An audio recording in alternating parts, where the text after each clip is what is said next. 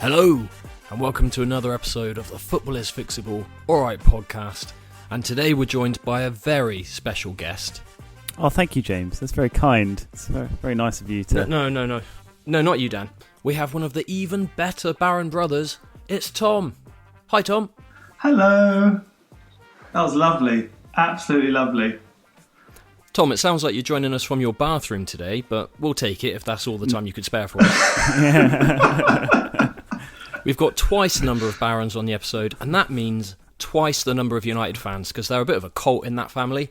So I'll do my best to balance the rational thinking and get rid of their outrageous bias. But let's get straight into the episode.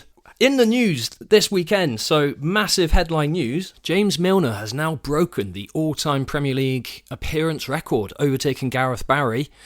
Milner now has 654 Premier League appearances. I think about 653 of those are sub-appearances, but still, does that make him one of the Premier League greats? What do you reckon, guys? Top player?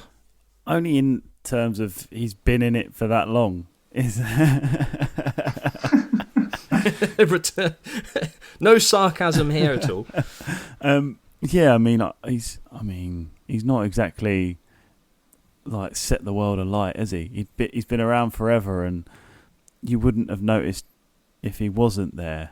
Do you know what I mean? It's like whenever you hear like him, the new appearance holder, he's had this many appearances. It's like, is he still playing? Do you know what I mean? Yep, from £70 a week to Premier League record 24 years later. Yeah, well, Milner he's one of those players that I think, didn't we always say, Dan? Like, he's always like a 7 out of 10. I know Cess and I were always talking about that. He's always like, you know what you're getting with him. But he doesn't set the world alight, does he? Yeah, that's true. He never does anything that exciting, does he? And he's never, I don't know. Then again, with his Liverpool background, I'm always going to be bitterly negative against him. That's what that tone is, I see. So maybe you're asking the wrong guy. Yeah. What are you thinking, Tom? Do you like James Milner? I also think he's distinctly average. I also think Gareth Barry distinctly average. I mean, they're both average. Is that fair? Yeah? Yeah, I guess. But, Milner, if you look at... Gareth Barry to some extent as well, but Milner's played at Liverpool. He played in the squad that won the Premier League and the Champions League. He's also won the Premier League at City. So he's got some trophies under his name as well. Yeah. I think he's a workhorse, and I think he does what the manager is asked of him. I think that's his main appeal, which every brilliant team has that player.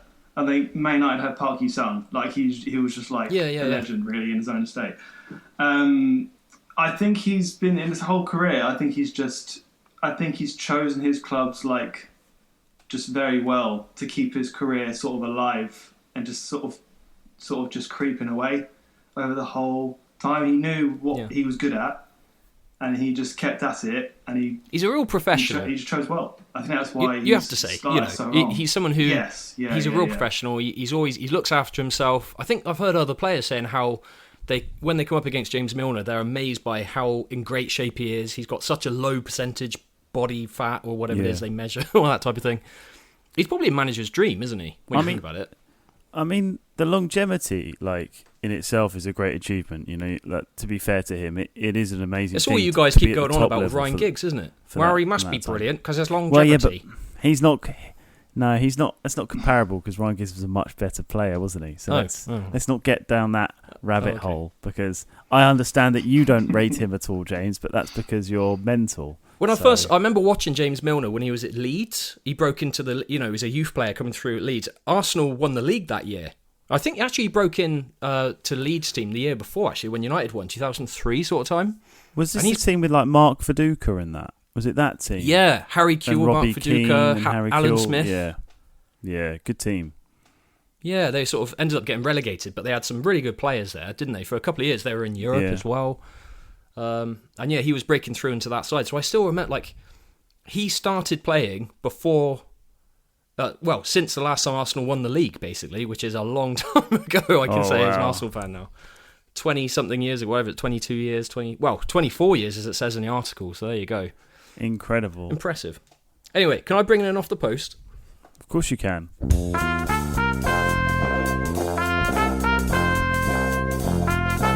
In my Off the Post this week then, reacting to the top 60 Premier League players of all time has been released by The Athletic, and it's all over social media with people criticising it and stuff like that. And the usual suspects are in there, you know, Henry, Shearer, Ronaldo, Lampard, Rooney, all that type of thing. But James Milner is also in that list, so it's as we were talking about him, he's actually in the list, and that sparked a bit of a reaction. So some of the comments underneath: who's in the wrong place here? Never heard of Nemanja Vidic then? Only one defender to be crowned Player of the Year twice, but doesn't even make the list. I'd rank Salah over CR7. That's insane. Not that I have anything against him. Another said, it's weird to see Bergkamp on 15th place when he had such a massive influence at Arsenal. I mean... I was going to say, is that a post or is that your opinion? And you say, is that you? Is that you? No, wasn't me. Another says, how's Jamie Carragher found his way in there? It's not April Fool's Day yet. And then one for you United lads. I stopped reading when I saw Cantona was in 3rd place. And there's my Off the Post. You just made loads of separate email accounts, didn't you? And created loads of accounts so you could just comment loads about Dennis Dayham, Bergkamp. Arsenal fan. I'm on to you. 225. Yeah. No, I didn't. People genuinely, there are clever people out there that understand how underrated Dennis Bergkamp is. He's not spoken about enough in the top bracket, which is what he was. Yeah, because he should have been, underrated. And what's Cantona doing in 3rd place? I mean, yes, he had an impact. Yeah, he should be number 1. 3rd. Definitely. He should be number 1. Best Frenchman to ever play in the Premier League, particularly striker. Best French striker. Oh, is it? To ever. Oh, right. Yeah, Right. 100%. Absolutely. But this list of top 60 best players ever, we see them a lot, right? And it just got us thinking that all the big name players are often shouted about all the time, and rightly so. But there's often so many great players that are missed out and just underrated, really. So we thought we'd do an episode on fixing underrated players. What do you reckon, guys? Should we get into it? Please. Yes. Now, this is one of those topics where if you ask any fan base, they always have players who played for their club and they think, oh, he's so underrated, we just don't get enough recognition. Liverpool fans think that's Salah, for example, which is insane. But when you think of all the players out there that just don't really get mentioned in these lists, we thought we'd give them a shout out. So where should we start then, guys?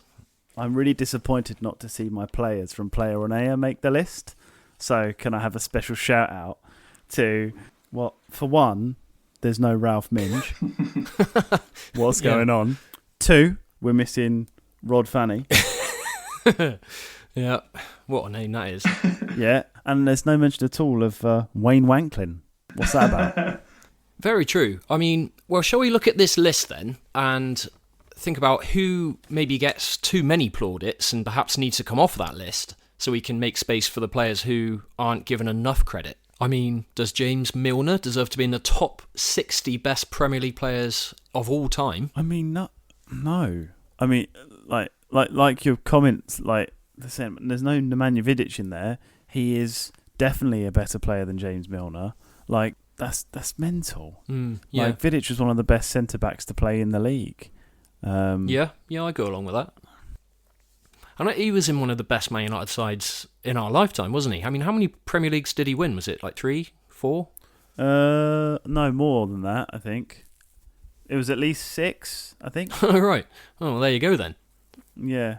Yeah, top player, top defender. At least 6, if not more. Yeah, he won a lot. But it's not just about the trophies. Like, at that time, as an individual, Vidic was one of the best centre-backs in the world. In that 08 team around that time. When has James Milner ever been one of the best midfielders in the world? Ever? Yeah, true. Perhaps there's some sort of English bias, you know, it comes up a lot, doesn't it? There's a lot of English players that make their way into this list. He was a good squad player for midfielder, for Liverpool, wasn't he? Yeah. Which is a good thing. It just never... that you can't then have him in a top 60. Like, top 60 players in Premier League history are not... You shouldn't be having squad players. You should be having like first team players who are standout first team players. We should be talking about ballers, and he is not a baller, James Milner. He's nothing. I don't think anything special to his game that makes him like stand out from the rest. Is that your point, Dan? Is that like what you sort of getting at? 100%. You can tell that Tom's younger than me and you, can't you, James? Using words like baller. Yeah. Well, that's why we wanted Tom on the pod, wasn't it? To try and bring down our target audience, average age. Yes, we get the younger listeners. Younger in the 30s, maybe. Just still 30s, but just the youngest section of 30s. Yeah. Yeah. Just starting to think about their pensions, but maybe just discovering they can play golf, they can go running, that sort of thing. Yeah. So James Milner saying that he's not a baller, I think that's fair. What about you, Tom? Are there any players on there that you feel kind of they're overrated? They shouldn't be on that list? Big one is Jamie Carragher. Oh, yeah. Why? Is this your Man United bias? He was good for like a year. Well, I suppose when you think there's been 5,000 Premier League players currently up to this point since 1992, for him to be in the top 60 seems a bit, Yeah. I think one of the biggest problems you have with this list is it's a mixture of loads of different positions, and how on earth are you supposed to compare all of these positions like for like? I mean, I couldn't even tell you how they've got this order. Harry Kane's in 33rd. Harry Kane. Like how do you say that, say, Rio Ferdinand in 11th? How do you say that he is, as a centre-back, that much better than Harry Kane as a centre-forward? You can't really measure the two properly together, can you? So the list doesn't really make any sense. Yeah, and I know I'm an Arsenal fan, so you might say this is biased, but there's some players on there who, I mean, where's Alexis Sanchez? Where's David Seaman? He's not on this list. Yet you've got Jamie Carragher, James Milner.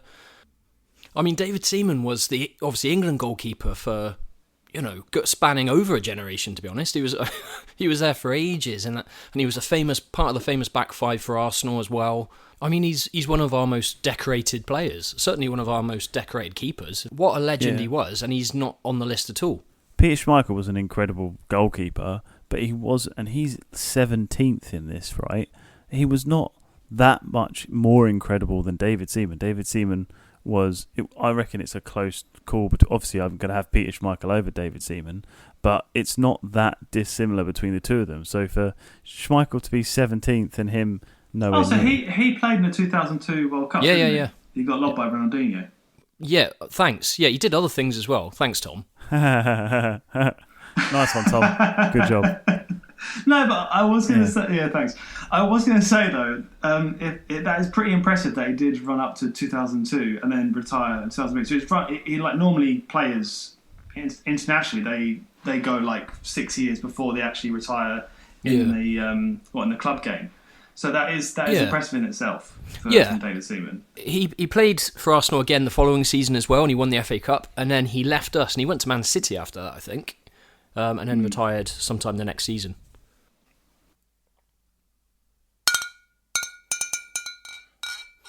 What's that?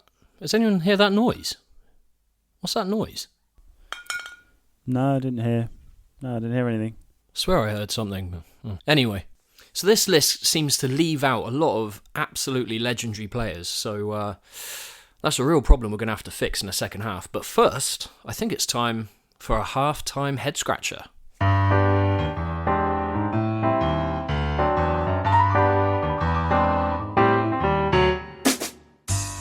For this week's halftime head scratcher, I wanted to ask you, how many bottles are made in the UK every year? Find out the answer after the break.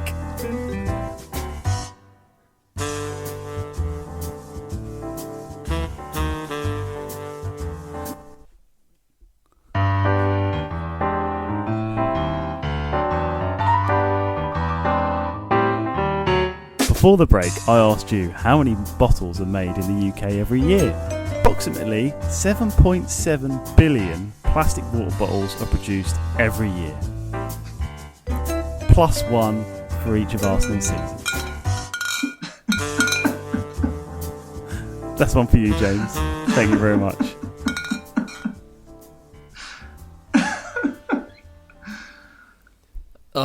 Thanks, Dan. You're welcome. I know you enjoyed that. Yeah. This bottle thing, I really don't get it. If you look at what the definition of bottle is in that term of slang... Sorry, yeah. I didn't say, did I? Sorry. I was just asking about the bottles. I was just asking how many bottles were manufactured. I added one on. Arsenal haven't lost the league. Arsenal haven't bottled the league because we haven't won it. We haven't... You could say that you bottled a 2-0 lead to Wolves. Ugh, whatever. No, seriously, right? So people make the joke about Arsenal bottling the league. How can you bottle the league in February? It's ridiculous. Bottling the league would be like when Man United lost their... What was it? They had like an 8-point lead with like 6 games to go or something back in 2013. Let's wait till the end of the season. Let's see how we go. Whatever. Let's see how we go. Don't worry about it. Right, fine, whatever. That was good. So in terms of fixing underrated players, how are we going to go about fixing this one then, guys? The first thing you can do is fix lists like these top 60s. Like... Let's not have a top 60 of just any old position and any old whatever. Have a top whatever of goalkeepers, have a top defenders, have a top midfielders, have a top attackers. Something like that, where if you're really going to have these lists of top players, that acknowledges like people in their positions rather than trying to compare totally different players. Yeah. It's like, obviously the attacking players are at the top of the list there because they're the ones that get all the plaudits and they're the most exciting ones to watch and stuff. But the big names, those players couldn't do what a Rio Ferdinand did or whatever, or those defenders are at the top of the game. So who's to say that as a defender, Rio Ferdinand, for example, isn't every bit as good as what Thierry Henry is as an attacking player? Do you know what I mean? Like steady. You should. I get you. Yeah, you shouldn't be comparing these players. No. It's as simple as that, really. They're kind of judged on different criteria, aren't they? They're there to achieve different things on a pitch. It just doesn't really make sense to compare them directly like that. But also, I'm thinking about like the different eras. We've talked about this on previous episodes about comparing eras is also pointless because of the standards that changed, rules have changed, pitches have changed, the referee standards have certainly dropped.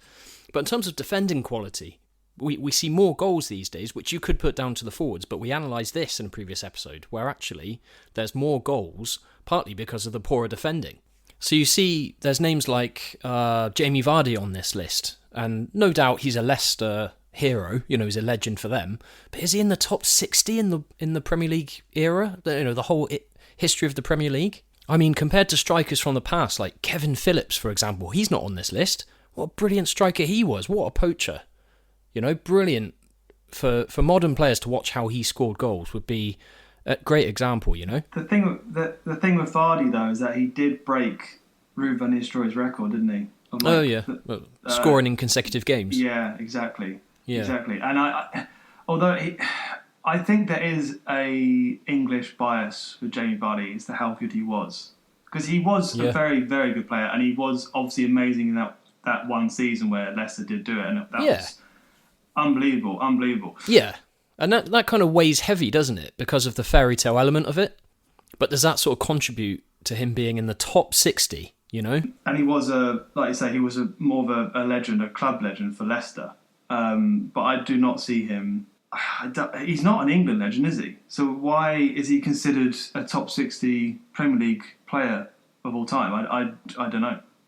Surely they should be... No. They should coincide with each other. Well, I don't know. Maybe for the year that Leicester won the Prem, maybe. But to be honest with you, I'd have Mahrez over Vardy from that Leicester team. I don't even think Vardy was the best player in that team. I think Mahrez is a better player. Mahrez, I don't know. Is he in that top 60? See that? I think that's bad. No, yeah, that's a fair shout. Right. So to help us fix underrated players, we need to get rid of this ranking system in the first place, right? 2, if it was going to happen, it should be done by position. 3. It should be done by era because, again, making any of these comparisons it becomes more and more pointless because of the different circumstances, especially if you go more than, a couple of years or something like that because the league changes so much. You've got different teams promoted and relegated and so on. The rules are changing. Unless it's for fun and everybody knows that it shouldn't be taken seriously, then fine. People need to stop making these comparisons because it's just such a simple way of judging players, which I get that's the appeal of it. It's easy, it's simple for people to do, but it really has no real sort of validity to it. It's not giving credit to other players who were real top quality players, but because they were born and played in the wrong era where we were judging quality on different criteria, it's kind of they're not getting the fair representation these days. I mean, just calling out some Arsenal greats, who aren't on this list, Mesut Ozil, Alexis Sanchez. I mean, they were far better than Jamie Carragher, James Milner, in terms of quality and what they did on a football pitch. Santi Cazorla, but they're not even getting a mention. Sorry, I thought, but do you not want to mention some good Arsenal players? All right, steady. All right then, so what else do we have? What other fixes are there before we get these underrated players the justice they deserve? I think the title of it is wrong. Like, I think you alluded to, like, it's a subjective thing, isn't it? So what they should do is do, like, a vote for, like, your favourite player of all time, and then have, like, the top 60, like, most favourite players in Premier League history. So it's like it's an opinion-based thing, and it's like not trying to be anything else. To claim it's like a factual thing is misleading and just false, isn't it? Yeah, exactly. I'm being honest, I'm a bit disappointed with The Athletic. They're normally like one of the better media agents, media providers when it comes to football content and things, and their analysis and things like that. Oh, it's just disappointing to see him rank in such a bland and silly way, really, based on the things we've talked about. When can I, pardon the pun, but spit facts about Jamie Carragher? Oh, for crying out loud. You're bringing more of your Man United bias on, are you, Tom? The family Man United cult is back. I should bring a family member on this pod more often. This is fantastic. No, but this guy, man. Yeah. I don't know him personally, obviously. However, I just think 7 own goals is in his entire career. 7 own goals. It was like this whenever I came down to your house, the whole family of United fans, and it was trying to put up with this bias of Man United everywhere. I remember we once watched an Arsenal United game, and it was like sat in the United end. It was painful. You did well. You have to say you did well. You did do well. Especially when you look to your right and you've just got like a bookcase full of Premier League winners' videos, seasons. Oh yeah, like 92, 93, 93, 94, yeah. Just Man United stuff everywhere. But sorry, Tom, you were giving us your unbiased insight on Jamie Carragher. Yeah. I mean, whenever I watched him, I know I was young. I was a bit young when I was watching. When he was young as well and playing the game. But I was never ever impressed. I always thought he was just a bit of a dirty player. Like he always looked like he struggled everywhere all the time, all over the pitch. Like he was a fighter for sure. But yeah, he was more of a hard worker, wasn't he? He was a loud voice, in the back line for Liverpool and just worked his socks off. But he wasn't the biggest talent for sure. And especially when you think of like some of the players that have been omitted. I'm not going to mention Arsenal players this time, but like when you think Kevin Phillips, I mean, what a striker he was. Some of the forward players that were missed. Les Ferdinand would probably run rings around Jamie Carragher. Yeah, exactly. Les Ferdinand's top player. So I think it's. I mean, I think his main achievement in his whole career was winning that CL final.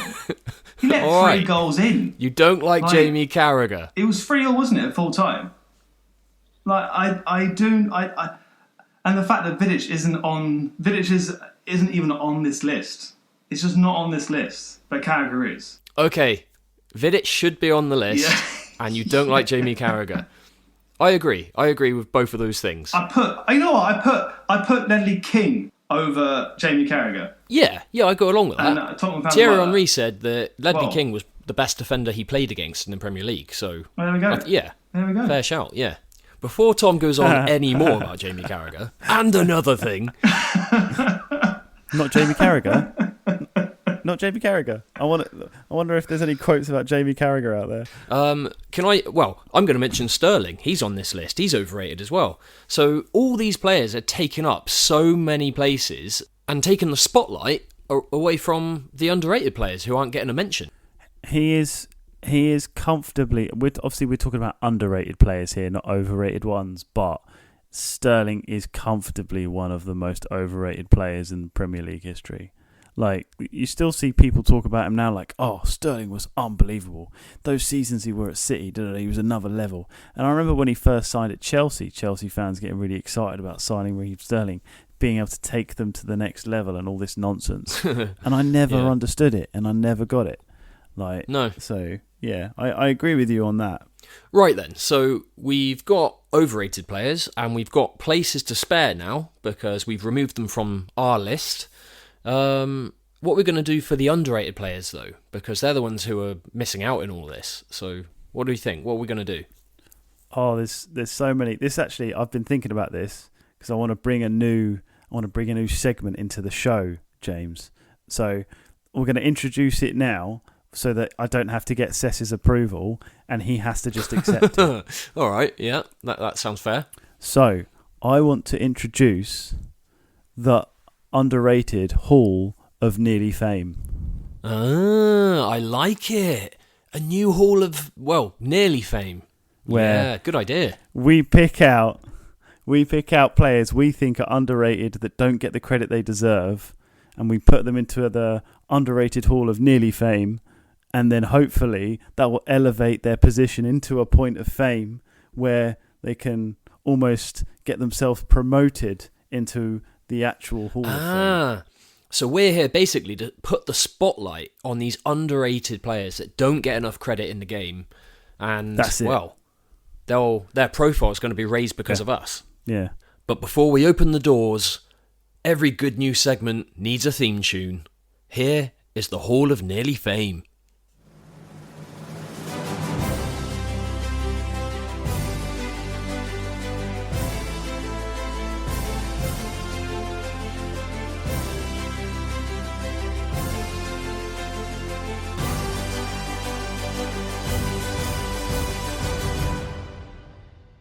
As we're starting off, as this is the introduction to the segment, let's have one each. Let's do 3 into the underrated Hall of Nearly Fame. All right.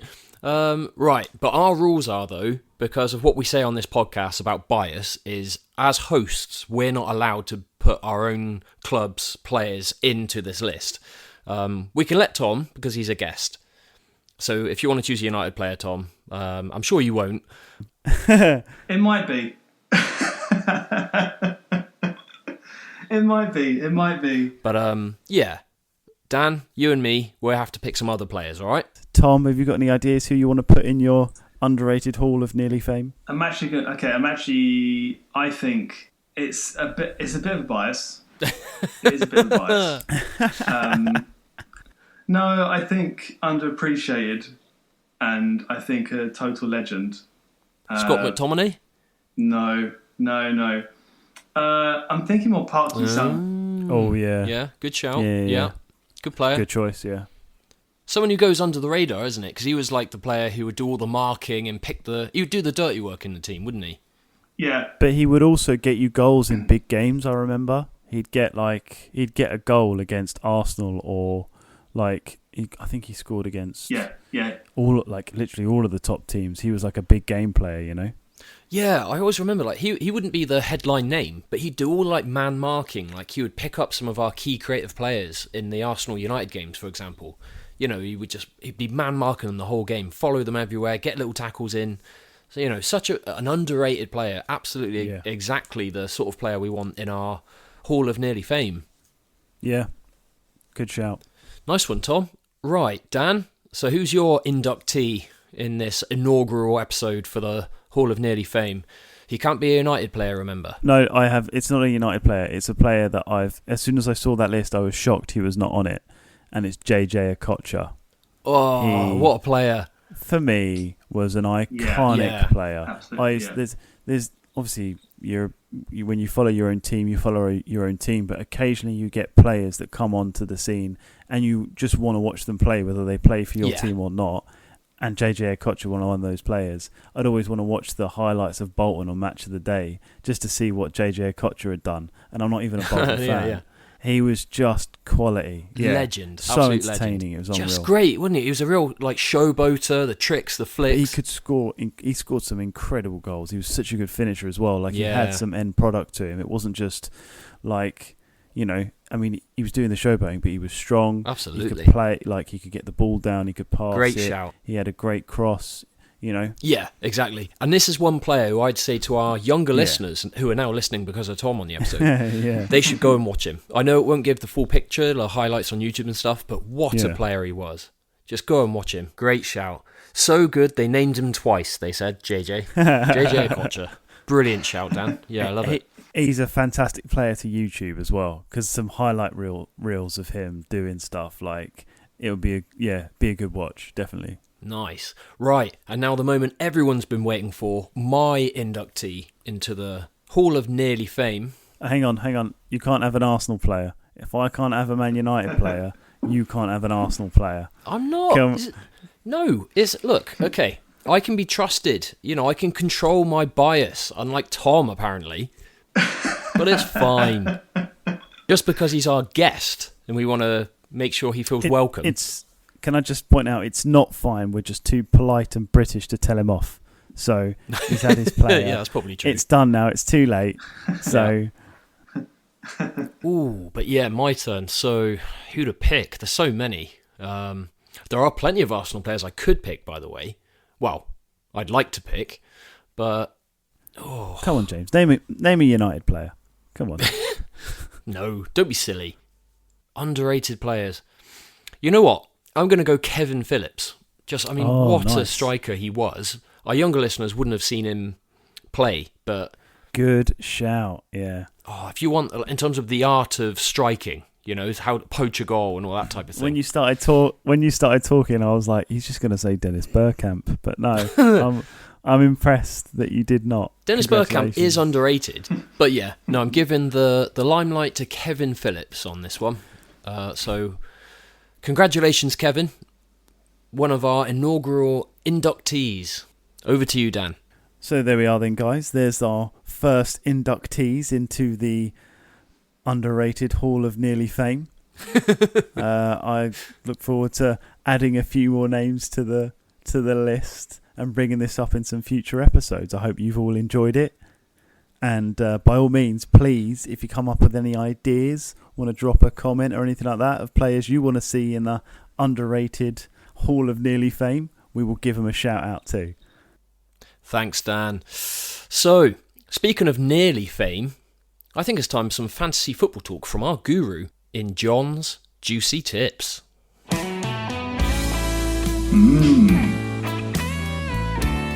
Juicy.